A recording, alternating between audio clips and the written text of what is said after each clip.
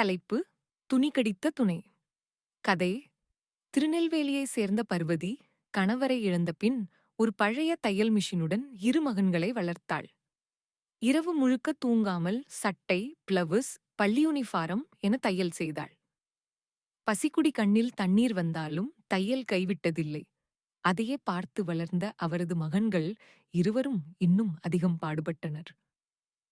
இன்று அவர்கள் இருவரும் இன்ஜினியராக வளர்ந்துள்ளனர். முதலாவது சம்பளத்தில் அம்மாவுக்காக ஒரு புதிய தையல் ஸ்டுடியோவை தொடங்கினர். இன்று பார்வதி 12 விதவைகளை வேலைக்கு அமர்த்தி வாழ்க்கையை நையாண்டியிலிருந்து வெற்றிக்குச் சிக்க செய்கிறார். விளக்கம்: ஒரு விதவையின் துணிச்சலும் தையலின் ஊடாக வாழ்க்கையை உருவாக்கிய விடாமுயற்சியும் தமிழக மக்களை உணர்வால் வருடும் ஒரு உண்மை கதை.